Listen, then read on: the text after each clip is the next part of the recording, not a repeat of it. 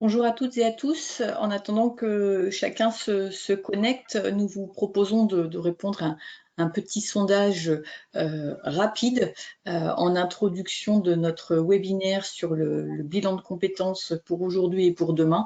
Voilà, nous vous proposons de répondre à ce sondage qui s'est affiché sur vos écrans. Petit sondage rapide pour illustrer notre propos à Géry et moi tout au long de cette présentation.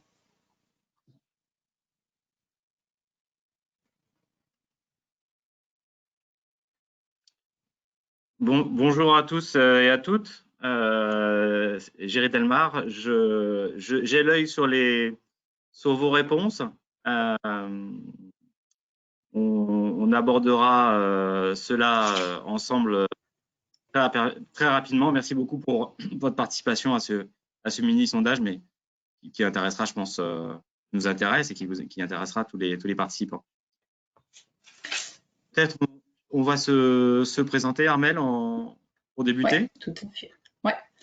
Donc, Armelle Desarts, moi je suis consultante chef de projet en ressources humaines chez ActiveForce depuis 10 ans maintenant, et je pilote l'équipe de consultants et de consultantes qui réalisent des bilans de compétences pour l'ensemble des bénéficiaires, qu'ils soient salariés ou demandeurs d'emploi, et que ce soit à la demande des entreprises ou par le biais d'une demande individuelle.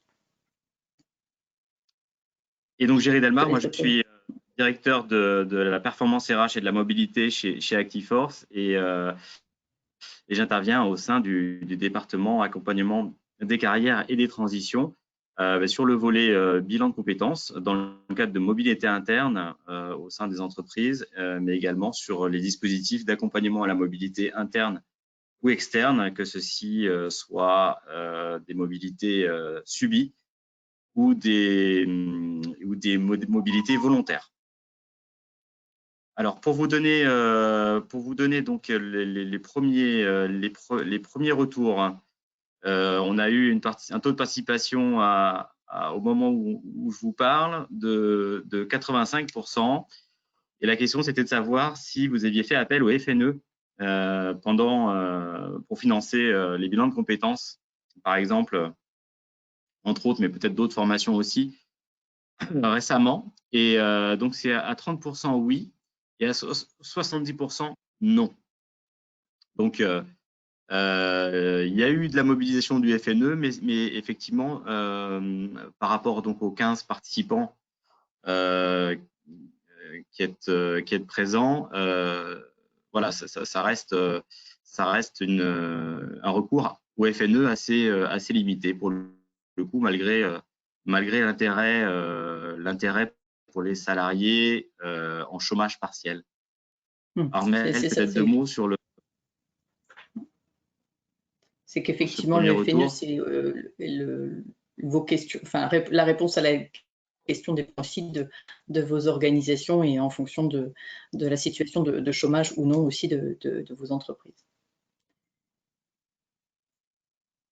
On a choisi chez ActiveForce de lancer ce sujet et sous la forme d'un webinaire sur le bilan de compétences pour différentes raisons. Volontairement, dans l'invitation, nous avons fait état du type de formulation que vous pouvez et que nous pouvons tous trouver sur le bilan de compétences, le bilan de compétences slim, fast, voilà. Mais au fond, qu'est-ce que le bilan de compétences, et dans ce contexte que nous vivons tous de post-confinement, nous ne parlons pas encore avec nos clients de post-crise. Je pense que pour un nombre certain d'entreprises, on est encore dans une situation de crise. D'autres, voilà, reprennent par rapport à leur activité. Néanmoins, les retours des salariés qui viennent à notre rencontre ou des entreprises, c'est de dire ce que nous venons de vivre, le contexte que nous partageons tous, c'est que cela a interrogé tous les professionnels. Ce qui ressort, c'est des questionnements par rapport au sens, le sens du travail, le sens de sa place dans l'organisation, le sens du travail que l'on peut faire en tant que tel. Nous avons tous entendu pendant cette période de confinement les retours sur des métiers qui étaient jusque-là dit peu valorisés, alors qu'ils ont contribué fortement pendant la période de confinement, que les profils en logistique, que les personnes dans les supermarchés, les autres hôtesses de caisse, bien sûr le personnel soignant, mais pas que. Et ça a interrogé un certain nombre de collaborateurs par rapport à leur travail, mais aussi de façon plus profonde, sur la place de leur métier dans le système économique. Finalement, l'endroit où je travaille, mon employeur, ce que nous faisons, quel sens ça a dans l'écosystème dans lequel je suis inscrit. Cette période de confinement a aussi grandement bouleversé. Alors, avec Géry, on verra, effectivement, ça a grandement bouleversé les entreprises, mais ça a bouleversé chacun individuellement dans ses modalités de travail. Et finalement, là où certaines personnes doivent prendre du temps par rapport au temps de trajet, ils se sont dit, mais est-ce que j'ai pas une autre façon de travailler? Le télétravail a été mis en place dans des conditions très très rapides et pas dans un contexte d'organisation et avec des situations de garde d'enfants qui ne sont pas des situations de télétravail en tant que telles pour un certain nombre, mais pour autant ça a développé de nouvelles compétences, de nouveaux savoir-faire. Et puis finalement cette nouvelle organisation de travail a impacté les collaborateurs, qu'ils aient été en télétravail ou sur site, finalement, puisque ceux qui étaient sur site, les équipes n'étaient pas constituées de la même manière, eh bien, ils ont développé de nouvelles compétences. On parle régulièrement du personnel médical qui, régulièrement dans l'organisation des centres hospitaliers, sont organisés par service. Là, les services se sont décloisonnés. Quelqu'un qui était peut-être en psychiatrie, du fait de la baisse d'activité, a dû apporter du renfort dans d'autres services. Ça, c'est ce que l'on entend, mais il y a aussi toutes les équipes, si on parle du secteur de la grande distribution, où le drive était rentré dans les pratiques, mais là, de fait, ça s'est d'autant plus accentué, et un certain nombre de collaborateurs qui voilà, étaient plutôt sur des postes de mise en rayon ou à la caisse, ont dû vivre, ont dû s'adapter sur de nouvelles situations de travail avec des outils informatiques, avec une relation client différente, puisque pas du tout ou beaucoup moins en face à face et très réglementé. Et tout ça nous amène dans nos situations professionnelles à nous interroger, et les salariés s'adressent à nous, les entreprises, en se disant eh bien, finalement, de tout cela, qu'est-ce qu'on va mettre en place, et comment nous allons pérenniser une culture d'entreprise, comment nous allons pérenniser nos organisations de travail. Géry, je pense que voilà, pour compléter les impacts sur les entreprises dans le cadre de nos contacts. Et c'est exactement ce qu'on a pu constater pendant la période de confinement et puis pendant cette période que nous vivons là de déconfinement progressif, avec pour certaines entreprises soit le retour dans les bureaux, soit le maintien du télétravail, des fois jusqu'à la fin de l'année. Mais effectivement, donc pendant cette période particulière, le sujet du bilan de compétences est particulièrement intéressant dans la mesure où les personnes, comme vient de le dire Armelle, les salariés ont développé à cette occasion des nouvelles compétences qu'ils n'avaient pas l'habitude de mettre en œuvre habituellement dans leur contexte habituel, on va dire avant Covid, et que là, au retour, il y a une remise en question qui se fait bien évidemment chez tous, individuellement, chez le salarié. Comment je reprends mon travail, de quelle manière je vais le reprendre, qu'est-ce que je vais faire demain, comment je me projette après avoir vécu cette expérience si particulière. Ça, c'est du côté individu. Et puis pour l'organisation, effectivement, c'est aussi une remise en question sur les modes de fonctionnement, puisque l'entreprise s'adapte, où nous sommes tous adaptés autant d'entreprises que nous sommes, sur des métiers différents, mais je pense que 100% d'entre nous aujourd'hui, entreprises, ont revu l'organisation ou vont la revoir, ou vont revoir aussi les compétences, les revaloriser pour certaines qui étaient sous-valorisées par le passé, aujourd'hui méritent d'être vues différemment et valorisées peut-être en matière de référentiel au sein de l'entreprise et au sein de l'organisation. Donc, c'est tout l'intérêt du bilan de compétences, de pouvoir capitaliser sur celle-ci de pouvoir les identifier pour en faire des ressources pilotes pour l'avenir. Pourquoi pas faire évoluer aussi pour les managers, par exemple, son style de management. Beaucoup de managers, en tout cas d'encadrants, hein, quel que soit le niveau, ont dû accompagner leurs équipes à distance. Et effectivement, c'est une vraie différence par rapport au management habituel. Et donc, c'est de nouvelles compétences qu'il faut savoir aussi valoriser, répertorier, formuler et être en mesure pour le salarié aussi de l'exprimer de manière claire. Et puis, il y a cette remise en cause et cette projection qui touche à la fois l'individu et l'entreprise, qui va amener chaque partie à se questionner sur comment je me projette dans l'avenir. Et le bilan de compétences pour le salarié peut accompagner cette transformation qui est quasi obligatoire maintenant pour toutes nos structures, en plus ou moins grande ampleur, mais en tout cas, le bilan de compétences peut être un outil pour accompagner cette transformation et mettre aussi les salariés dans un état d'esprit en ligne avec la transformation qu'on est tous en train de vivre aujourd'hui. Alors, le sujet aussi, c'était un peu l'accroche de notre invitation, c'est de dire que le bilan de compétences, aujourd'hui, on en trouve il suffit de taper bilan de compétences sur le moteur de recherche Google et vous allez trouver pléthore de terminologie. Il y a des bilans de compétences pour tout et pour n'importe quoi. Mais en fait, il nous semblait important avec Armelle de rappeler que le bilan de compétences, c'est un métier.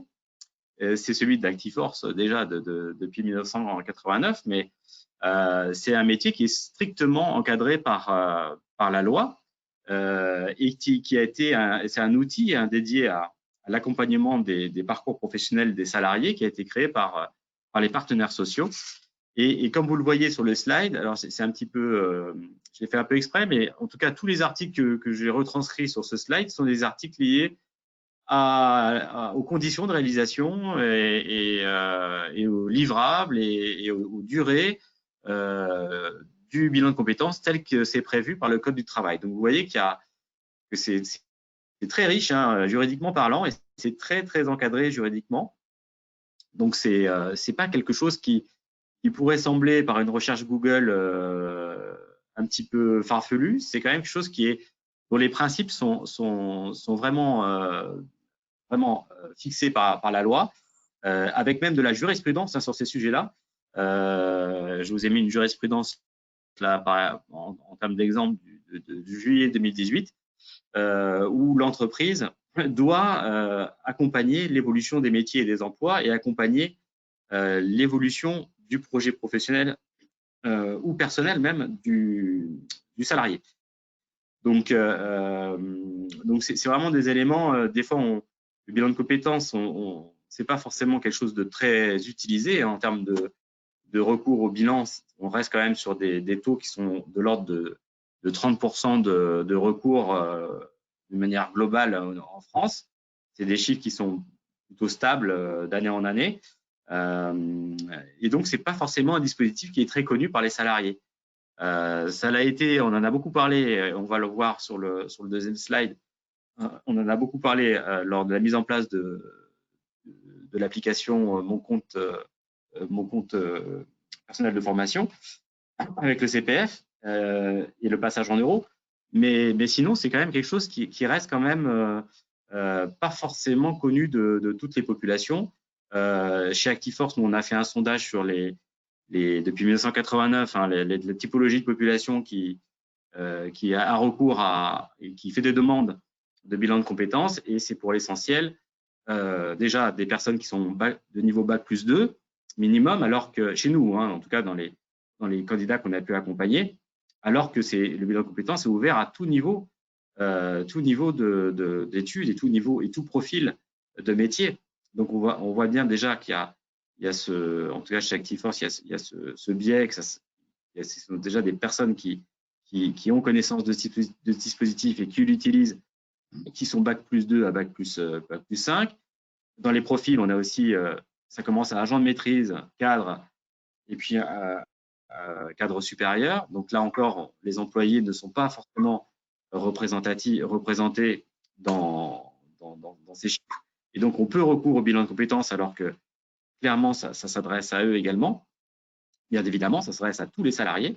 Et donc, on voit bien que d'une part, c'est un dispositif très réglementé et d'autre part, que celui-ci n'est pas connu véritablement, sauf des professionnels comme nous et des directions des ressources humaines. Mais le constat, c'est quand même de dire que 30% d'une population en entreprise connaît le dispositif ou l'a déjà utilisé, et ça fait quand même 70% restants qui ne le connaissent pas ou ne pensent pas l'utiliser.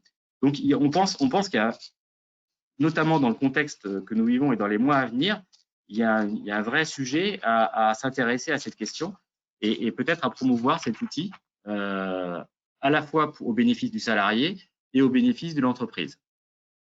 Ce qui est intéressant dans le bilan de compétences, contrairement à d'autres formations, c'est que c'est un dispositif qui est plutôt relativement jeune. Alors moi, je dis jeune parce que sinon, si je dis que c'est vieux, ça me vieillit directement, donc ça me fait un peu de mal. Mais bon, après, il faut quand même dire que ça fait 30 ans que le bilan de compétences existe, puisqu'il a été créé en 1986, après une expérimentation. Donc, c'est pas si ancien que ça. C'est quand même un outil qui était récent et qui, comme vous le voyez sur ce slide, pendant 30 ans, pendant les 30 dernières années, a évolué pour aujourd'hui arriver à pouvoir être accessible au plus grand nombre et accessible à la fois en termes de modalités de réalisation, donc, puisque aujourd'hui, il y a l'application et le site web Mon compte personnel de formation qui permet de pouvoir rechercher un organisme et pouvoir mettre en place un bilan rapidement. Et puis, celui-ci peut se faire au sein de l'organisme qui réalise ce bilan en physique, en présentiel, mais il peut se faire également en distanciel. Donc, ça facilite aussi les conditions de réalisation, puisque souvent, un des enjeux de la réalisation du bilan de compétences, c'était le temps, soit du temps pris sur le temps de travail, soit des déplacements pour aller au sein de l'organisme voir son conseiller ou sa conseillère en bilan. Aujourd'hui, c'est des choses qui s'effacent un peu, puisqu'on gagne du temps avec le distanciel, et également par la mise à disposition de ressources documentaires qui permettent à la personne qui réalise son bilan de pouvoir faire ses enquêtes métiers beaucoup plus facilement avec des outils que nous avons tous aujourd'hui digitaux qui facilitent ces mises en relation avec d'autres professionnels et qui facilitent la réalisation de ces enquêtes. Mais comme vous le voyez sur ce slide, on voit aussi que c'est un dispositif qui évolue dans son contenu, dans les acteurs qui le réalisent. À peu près tous les 3 ans en moyenne, il y a une loi, il y a une circulaire, il y a un décret, il y a une nouvelle application, peut-être demain. Donc, on peut se dire là, par rapport à cette antériorité de 30 ans, qu'à partir d'aujourd'hui et dans les 10 années qui vont suivre, le bilan de compétences va encore, bien évidemment, évoluer. Et si ça se trouve, il peut évoluer dans l'année qui vient ou dans les 2 ou 3 ans qui viennent. Donc, il faut aussi, et c'est peut-être ça qui le rend un peu flou et un peu obscur, parce que ça demande d'être quand même en veille sur les actualités sociales assez régulièrement pour pouvoir à chaque fois remettre à jour et comprendre les modalités de fonctionnement de ce dispositif. Armelle, tu veux peut-être dire un mot sur ce slide? Je crois que ça va glisser assez spontanément avec le slide suivant, parce que effectivement, le constat qui est fait, c'est il y a de l'historique, mais le message qu'on voulait aussi travailler avec vous et véhiculer du fait de l'analyse de nos pratiques chez Actiforce, c'est de se dire, quand on parle bilan de compétences, régulièrement, on pense reconversion, on pense quitter l'entreprise. Et nous, on voulait vraiment partager avec vous le fait que le bilan de compétences, c'est un outil de gestion de carrière qui effectivement a un cadre réglementé et effectivement de ce fait il y a un historique, il y a une histoire, on a des représentations chez nous aussi en professionnels des ressources humaines, mais dans la pratique ce bilan de compétences il répond à différents types de questionnements. Il répond à des questionnements liés à des mobilités externes, avec des personnes qui s'interrogent sur le fait de développer une activité indépendante ou de créer son entreprise. Certains ont des idées de formation, reconversion, d'autres ont des idées de changement. Par exemple, je travaille en ce moment en logistique, mais peut-être est-ce que j'irai vers l'achat. Finalement, ces questionnements-là peuvent être travaillés dans le cadre de la mobilité externe comme de la mobilité interne. Et ça, c'est important pour accompagner les collaborateurs dans les entreprises aujourd'hui qui bougent, qui bougeaient déjà, mais qui sont dans un contexte aussi forcé, où à la fois il y a la logique de l'entreprise qui va devoir faire des choix, qui va devoir organiser, réorganiser, et puis il y a le collaborateur qui lui aussi peut avoir fait émerger des envies. Et bien finalement, le bilan, il est au service de la mobilité externe comme de la mobilité interne. Et ça, c'était un message important que nous souhaitions voilà, se redire à cette étape, et que pour ce faire, il y a des bilans de compétences qui sont structurés, organisés, avec des intitulés qui ont été validés dans le cadre de cahiers des charges respectant un certain nombre de qualités, notamment dans le cadre du Datadoc, concernant les organismes de formation, et qui vont pouvoir être finançables et ça on va y revenir dans le cadre du plan de développement des compétences, mais aussi à l'initiative du salarié dans le cadre du CPF.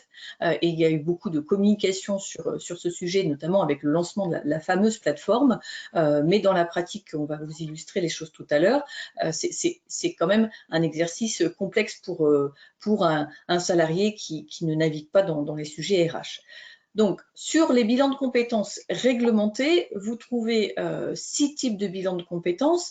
Il y a un bilan de compétences modulaires, le fameux BM, le bilan de compétences modulaires dédié pour réfléchir sur une mobilité externe, le bilan de compétences projet de création de reprise d'entreprise, le bilan de compétences modulaires liées à la validation d'un projet de formation, les intitulés parlent d'eux-mêmes, et puis il y a le fameux bilan de compétences validation du projet, où là, finalement, en quelques heures, puisque les bilans de compétences modulaires sont sur 12 heures de travail, cela peut vous en tant qu'entreprise et pour le salarié, permettre d'explorer un projet, je vous parlais tout à l'heure de la logistique à l'achat, finalement, quels sont les liens, quels sont les ponts, y a-t-il besoin d'une formation, est-ce que c'est dans le cadre d'une mobilité externe ou bien dans le cadre d'une mobilité interne, j'étais au test hôte ou au test de caisse, est-ce que maintenant si je vais plutôt sur une activité des gestionnaires sur du drive,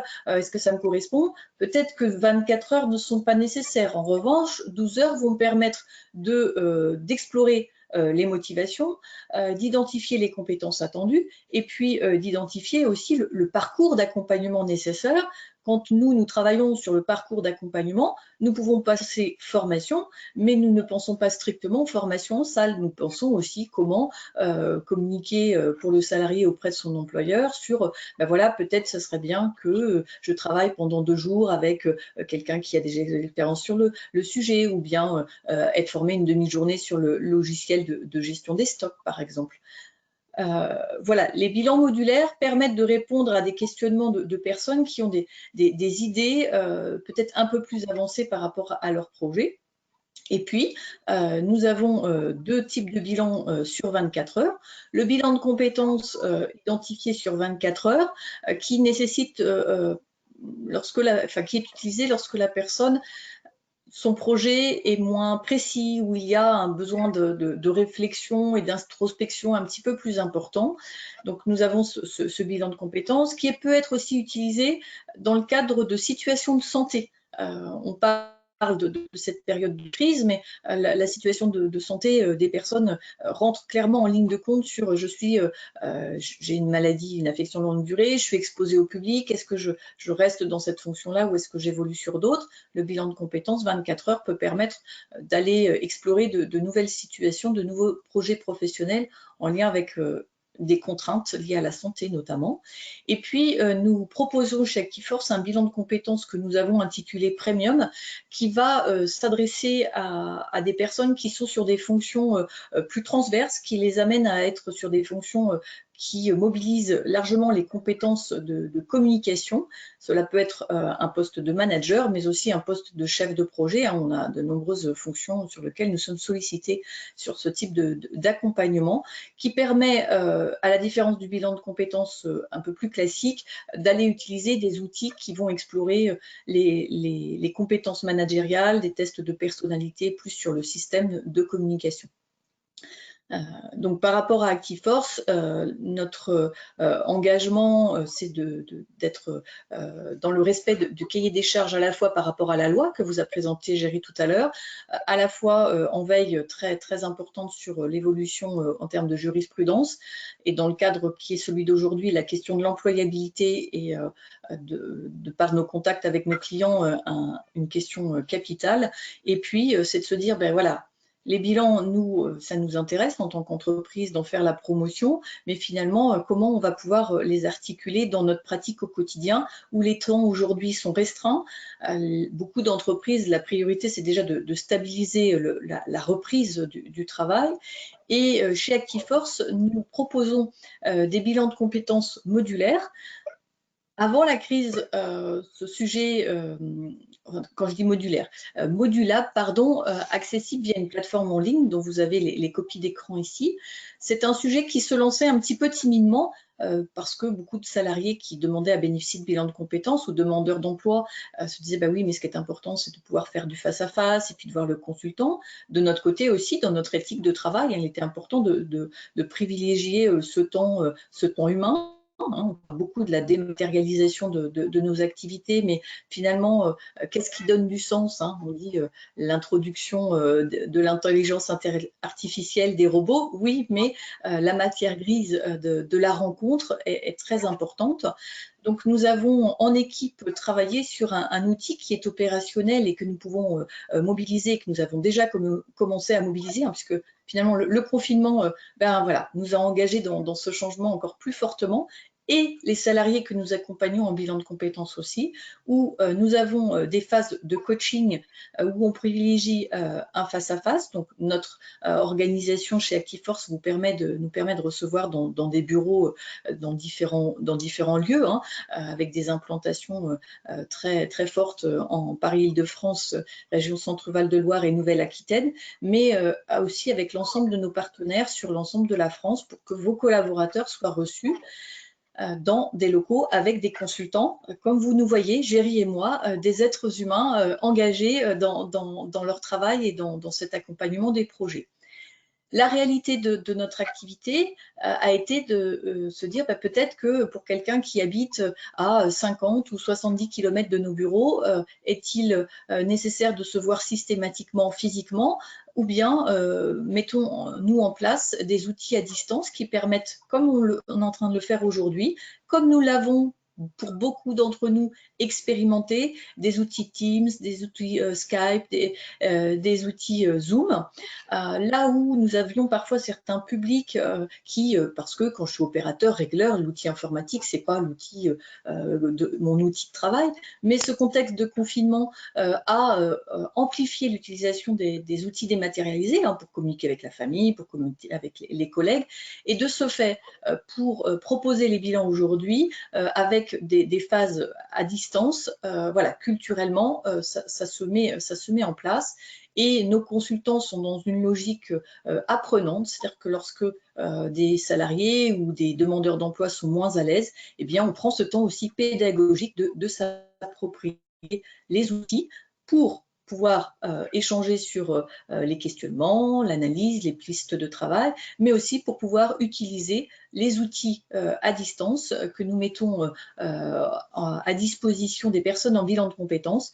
Elles peuvent télécharger de chez elles via un un accès sécurisé, les fiches outils, les fiches applications, les repères méthodologiques, les tests sécurisés en ligne de différentes natures sur les tests de personnalité, les tests d'intérêt professionnel. Voilà, chez Actiforce, les outils mis à disposition dans le cadre des différents bilans qui s'adaptent aujourd'hui aux nouvelles modalités de travail et en même temps en respectant les personnes qui seraient moins à l'aise sur ces outils, voilà, de pouvoir répondre à ces besoins. Alors, si vous avez des demandes, comment procéder? Géry, je te propose de faire le commentaire sur cette étape. D'accord, Armelle. Donc, si vous avez des demandes, comment procéder?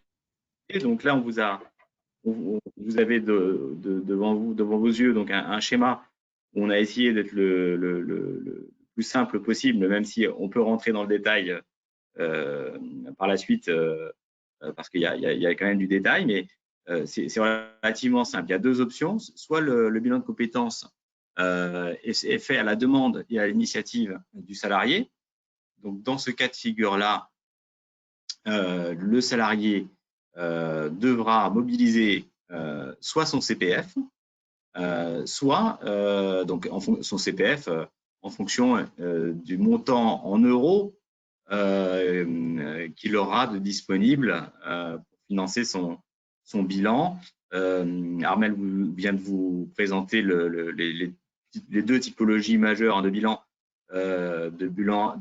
réglementé, que sont le bilan modulaire de 12 heures et le bilan classique de 24 heures. Donc, en fonction du montant qu'il aura sur son CPF, il pourra financer par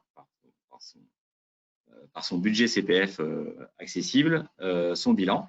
Ou alors, il pourra, dans les moments que nous vivons, et pour un temps qui reste, n'est pas définitif, en tout cas, il pourra, en tout cas là on peut dire jusqu'à fin décembre 2020, puisque c'est les informations du ministère du Travail, et on sait que le Fonds national pour l'emploi, les dispositifs de formation Covid-19 qui sont débloqués jusqu'à hauteur de 1 500 € hors taxe par salarié est valable jusqu'à la fin de l'année 2020.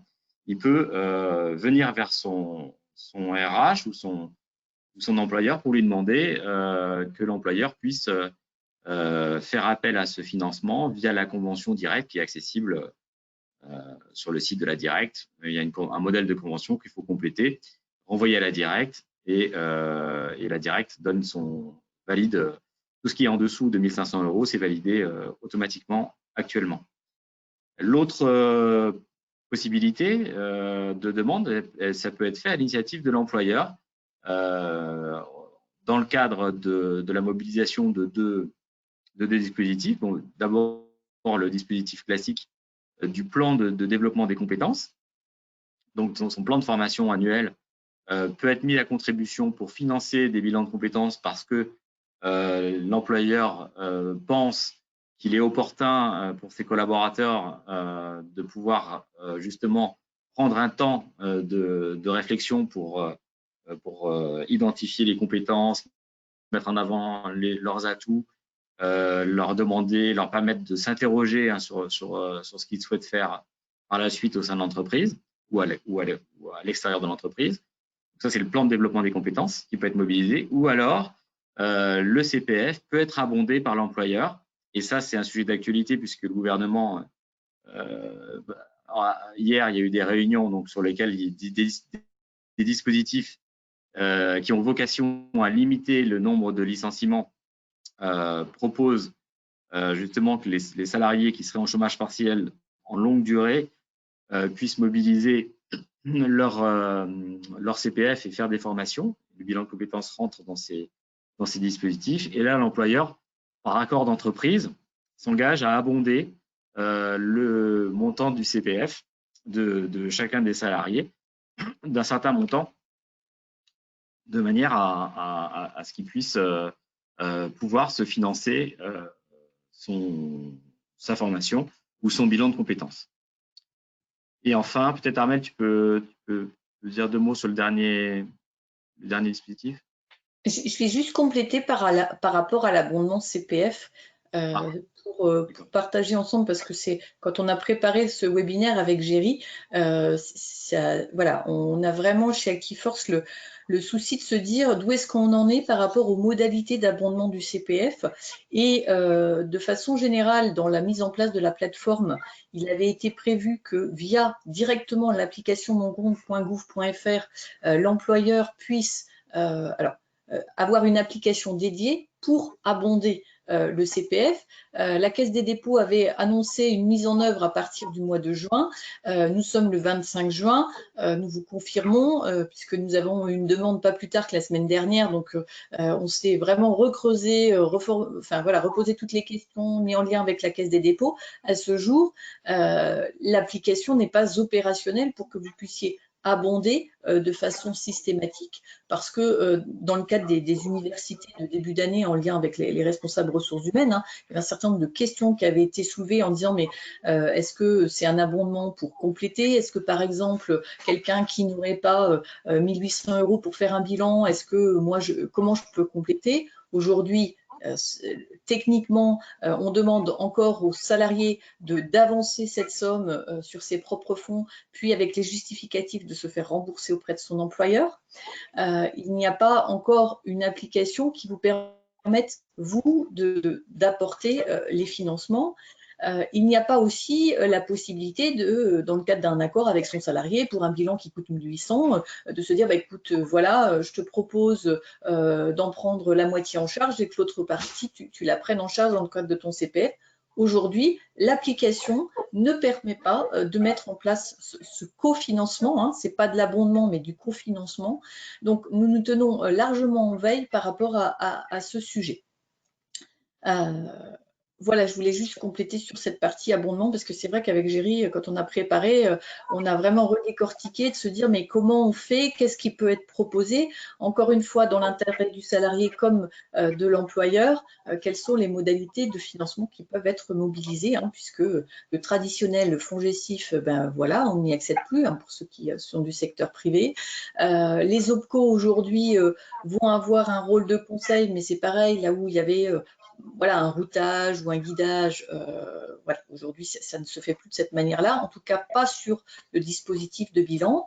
En revanche, sur la partie FNE, on va se compléter avec Géry, sur la partie FNE, effectivement, la communication est en faveur de prenez contact avec la directe, voyez avec eux sur la mise en œuvre. Dans les faits, parce que c'est notre pratique quotidienne chez Actiforce, auprès de nos clients pour faire financer des formations ou des bilans de compétences, il y a une phase intermédiaire de faire étudier votre projet de formation en lien avec votre OPCO.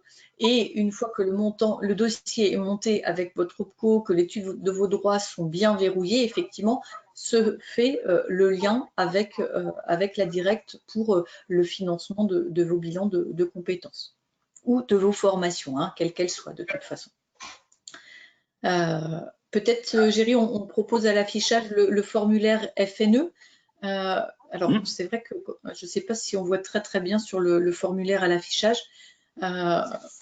Nous voulions simplement vous présenter le formulaire. Alors, dans les dénominations, enfin dans les informations à apporter, Géry vous disait tout à l'heure, c'est relativement simple et c'est vrai. Nous restons très respectueux et prudents par rapport à cette situation aussi.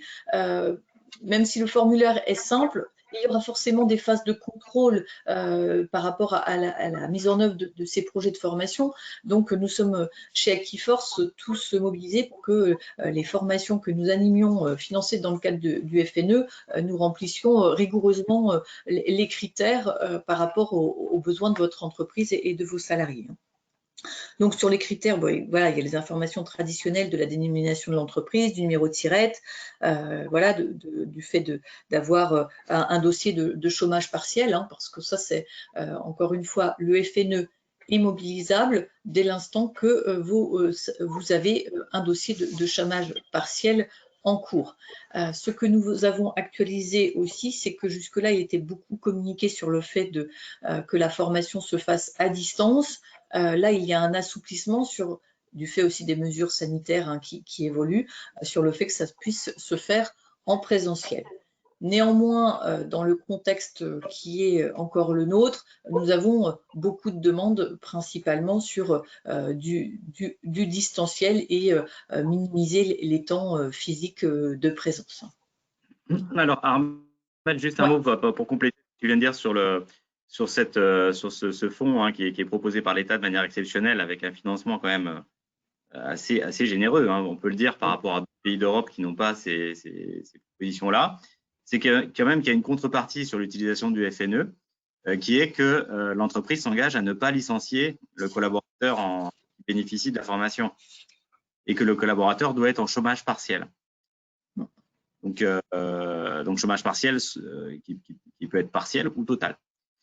Mais c'est important de revenir sur le fait de l'interdiction de licencier derrière, parce que au fur et à mesure, des dispositifs qui vont être annoncés, d'autres dispositifs n'ont pas ceux à venir là qui ont été décidés hier n'ont pas cette obligation-là. Mais en tout cas, à l'heure actuelle, au sein de la FNE, la mobilisation du fonds pour financer un bilan de compétences ou une formation, dans la limite de 1 500 € sur une validation automatique par la directe, il y a un engagement quand même qui est fait sur le fait qu'il ne faut pas avoir l'intention ou prévoir de se séparer du collaborateur ou de la collaboratrice dans les mois qui viennent. On vous a reproposé une photo hein, de comment, via l'application de moncompte.gouv.fr, comment aller explorer et chercher le financement du bilan de compétences par le biais du CPF. Nous qui sommes en ressources humaines et puis vous qui êtes avec nous sur ce webinaire, le constat que nous faisons, c'est que globalement, nous savons y naviguer, nous savons y prendre quelques repères de façon plus ou moins expérimentée. Ce matin, j'étais encore avec quelqu'un qui me disait, mais je m'y retrouve pas, je cherchais une formation qui soit finançable et dans le référentiel, ça a été vraiment, je me suis noyée et il a été important que je prenne contact avec un organisme, hein, c'était sur une formation certifiante de plus longue durée, et bien finalement quelqu'un qui veut faire un bilan de compétences peut se trouver dans le même cas de figure. Donc lorsque la personne se connecte, elle a la possibilité soit de rentrer via ces codes CPF, mais aussi mener une recherche tout simplement où sur le bandeau, il y a marqué rechercher une offre de formation, rechercher une formation, et il s'agit d'inscrire dans la deuxième zone en rouge, finalement, je trouve une formation et je m'inscris, donc de noter ici bilan de compétences et de noter la ville qui nous est la plus proche pour pouvoir trouver les organismes de bilan de compétences. Je veux bien, s'il te plaît, Géry, sur la diapo suivante.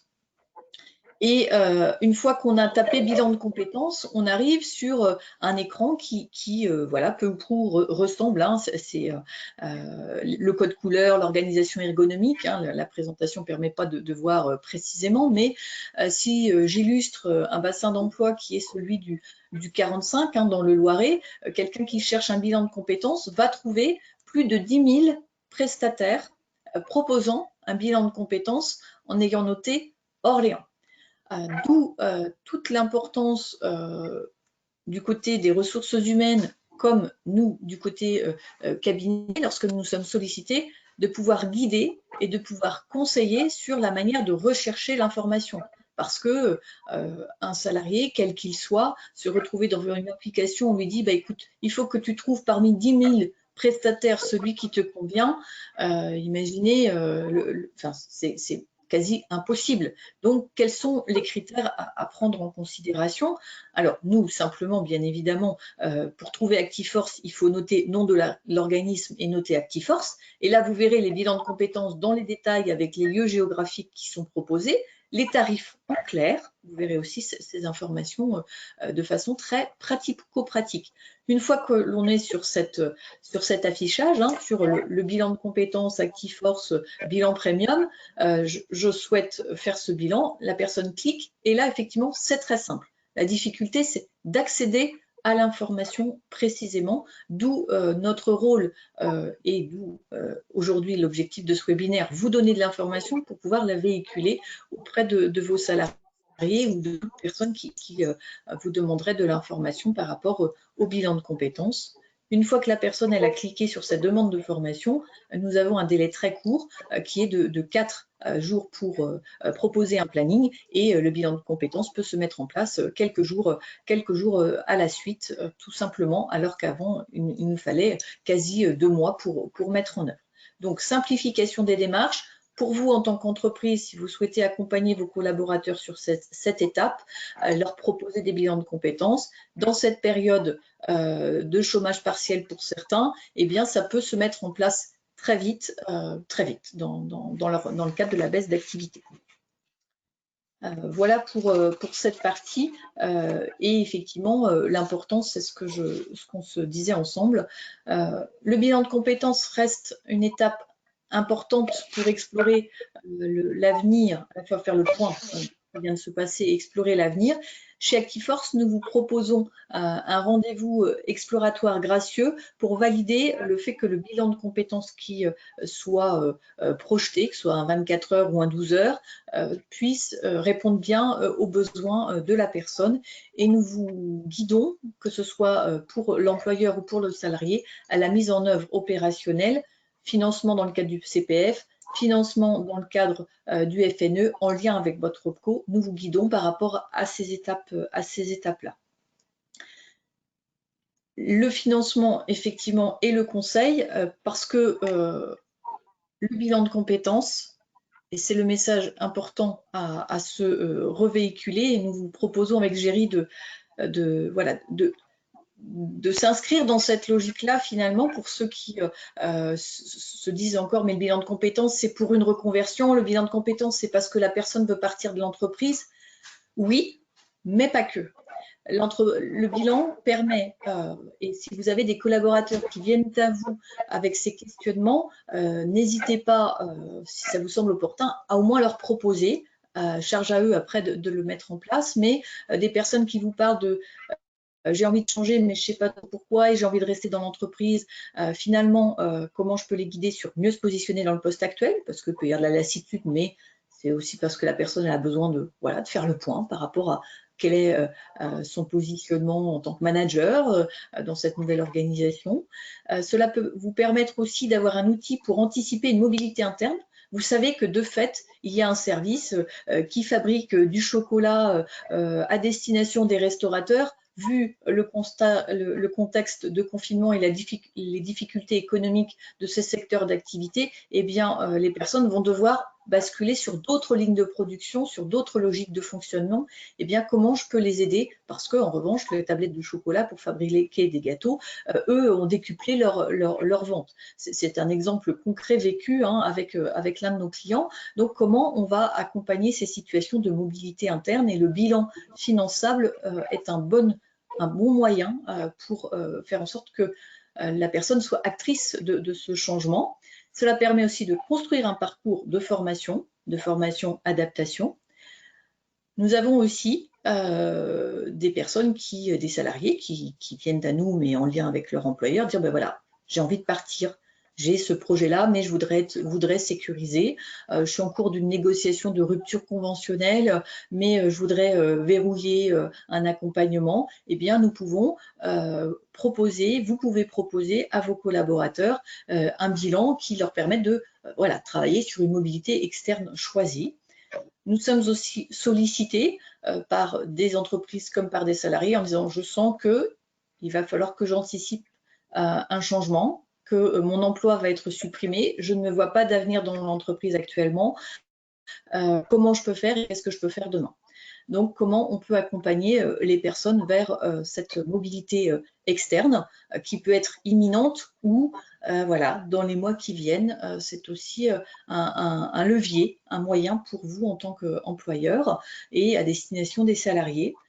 Et puis, nous avons fait le constat dans le cadre de nos analyses de la pratique d'une d'une demande liée aux différentes thématiques qui ont été émergées ces dernières années, que ce soit le référent handicap, que ce soit le référent QVT, que ce soit le référent diversité. Nous avions déjà des demandes de la part des élus du personnel qui finalement, qui peut-être étaient travaillés dans le secteur bancaire sur la saisie de contrats dans la gestion de patrimoine, et puis finalement, ils ont petit à petit pris des fonctions d'élus et ont été détachés quasi à temps complet. Et puis, le mandat se termine et puis leur poste leur est réservé, comme il est prévu dans ce cadre-là.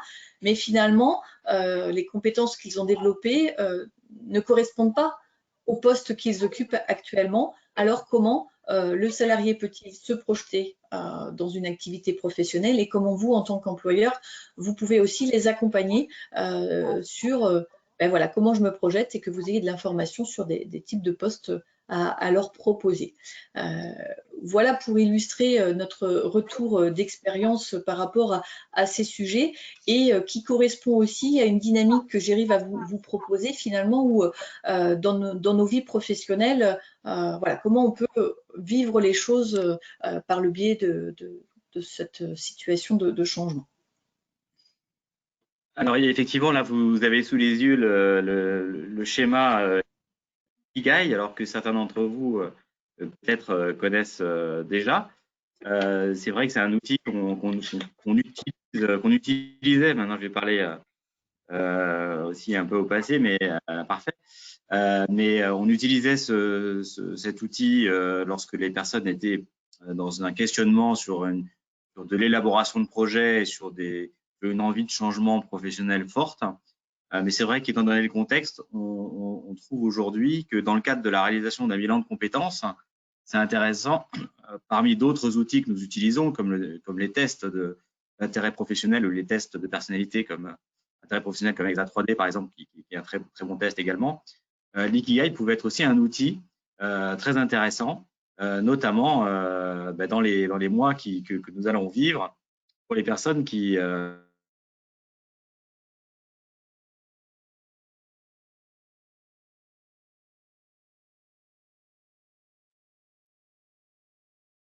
Géry, ton micro s'est figé.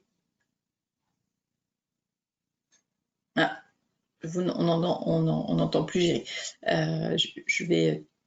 Tu nous fais un petit signe quand ça revient. Je vais continuer d'illustrer le propos.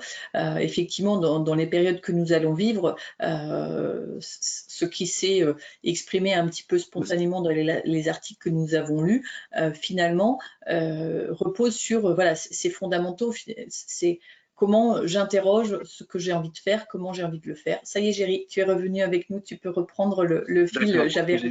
Pardon, j'ai été coupé. Mais en tout cas, l'Ikigai, ça couvre 4 aspects. Vous les avez devant vous. C'est 4 questions qui peuvent aider pour justement trouver de la satisfaction et être dans une sorte d'harmonie personnelle et professionnelle. Donc les 4 questions, c'est qu'est-ce que j'aime réellement, qu'est-ce que autour de moi, quel est le besoin, pourquoi on me paye, et quels sont mes talents, mes atouts, mes passions. Et ça, ces 4 éléments font un tout. Et ce tout, c'est cette harmonie qui peut être recherchée. Et c'est vrai qu'en répondant à ces questions, ça aide beaucoup, notamment dans le bilan de compétences. Et ça vient renforcer ce que vous disiez, Armelle, sur le parti pris d'Actiforce, qui est de dire que le bilan de compétences, c'est pas uniquement un outil qui est actionné lorsqu'on veut quitter une entreprise, mais c'est plutôt même, notre parti pris, c'est de dire que le bilan de compétences, ça concerne les personnes qui ont fait le choix de rester dans la même entreprise, de rester dans leur secteur d'activité, mais qui veulent donner une nouvelle dimension à leur projet professionnel en interne. Et donc, on pense aussi que cet outil on va proposer quasiment systématiquement désormais, l'Ikigai, va être tout à fait adapté à ce qui est en train d'être vécu par les entreprises aujourd'hui, qui est appelée la nouvelle normalité. Et cette nouvelle normalité fait que les choses reviennent à la normale, mais différemment. En tout cas, ça revient à la normale, mais en prenant en compte ce qui a été vécu. Et donc, le bilan de compétences, c'est vraiment, en synthèse, hein, vous dire que c'est réaliser un bilan de compétences aujourd'hui, c'est faciliter l'évolution et l'organisation de l'entreprise, et ça apporte un éclairage au salarié sur son positionnement à court et moyen terme dans l'entreprise. Ça lui permet de synthétiser les acquis, ses attentes, les motivations qu'il a pu aussi découvrir en réalisant ce bilan. Et vraiment, ça permettra d'avoir des salariés à vos côtés qui vous accompagnent dans vos transformations. On a peut-être un peu de temps pour, je regarde l'heure, il est 53. On a peut-être quelques questions, si vous avez des questions. Tu veux bien gérer juste avancer sur les planches suivantes pour les mettre à l'affichage le temps qu'on répond aux questions? Ah oui, donc voilà, juste une petite présentation d'Actiforce pour que vous puissiez voir nos différents métiers. Peut-être un dernier questionnaire, si je peux le faire. Voilà, je vous lance un dernier questionnaire. Vas-y, il s'est fermé. Ouais. Il s'est fermé? Ouais, il est ouvert, si tu peux le relancer. Tout à l'heure, on le voyait. Pour conclure, effectivement, on vous propose de répondre à ce petit… du coup, ça… Du coup, il est pas… Ouais, ça l'a clôturé, du coup. Bon, c'est pas très grave. Ah oui, d'accord. Pardon, j'ai fait une mauvaise manip. Excusez-moi. De se dire finalement par rapport à cette situation et à ces informations et puis à votre contexte d'entreprise, envisagez-vous de sensibiliser vos salariés à réaliser un bilan de compétences dans les 3 prochains mois.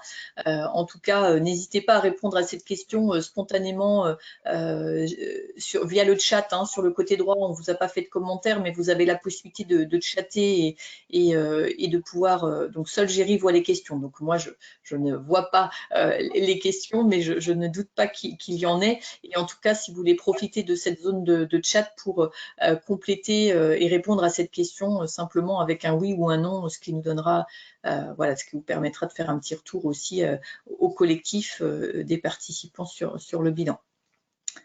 Le message aussi important, c'est de se dire que voilà, demain, à Actiforce, si vous avez besoin, n'hésitez pas sous quelque forme que ce soit pour compléter les informations.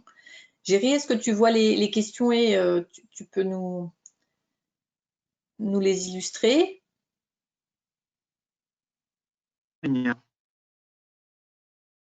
Armel, est-ce que vous m'entendez? Oui, là, ça y est, on t'entend. Tout à l'heure, on ne t'entendait plus. Pardon, il y avait une question. Ah, on ne t'entend pas, Géry. C'est est-ce que le bilan modulaire peut être pris en charge dans le cadre du CPF? La réponse est oui. Oui, le bilan de compétences modulaires peut être pris en charge dans le cadre du CPF via la plateforme. Les personnes, via leur compte, voient le détail du contenu, le détail du montant et peuvent effectivement solliciter une demande via l'application. En général, ce que nous préconisons, c'est que les personnes nous contactent avant de cliquer sur la demande directement. N'hésitez pas et dites à conseiller vos salariés, n'hésitez pas à ce qu'ils nous appellent pour qu'on puisse avoir un échange à minima téléphonique, physique pour ceux qui le souhaitent, encore une fois pour bien valider le cahier des charges de la demande et que le bilan modulaire qui est visé réponde bien aux besoins.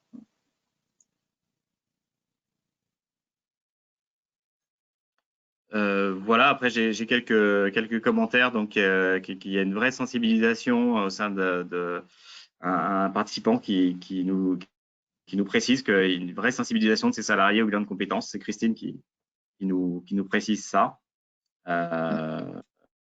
Et c'est également repris aussi par d'autres participants. Donc c'est quelque chose effectivement en ce moment. Il y a une véritable communication et transfert d'informations sur les modalités et l'intérêt de réaliser un bilan de compétences.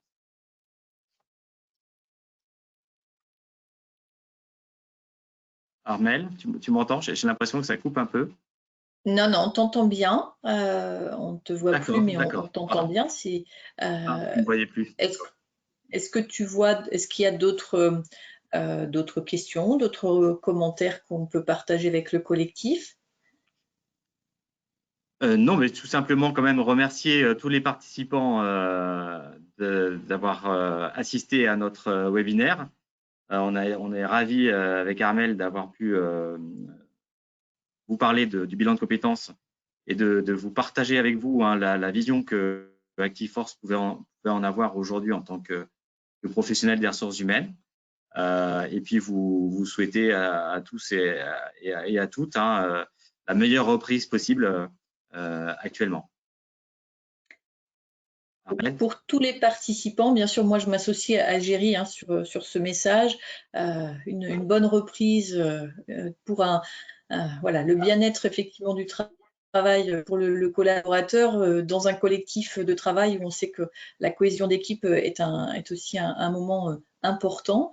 Nous allons vous faire parvenir le replay de notre présentation si vous aviez besoin voilà, pour compléter vos informations. Et puis s'il y avait besoin de compléter avec le support en pièces détachées, notamment pour communiquer auprès de vos homologues au sein d'un groupe ou bien auprès des salariés, n'hésitez pas à revenir vers nous. Merci. Merci à tous.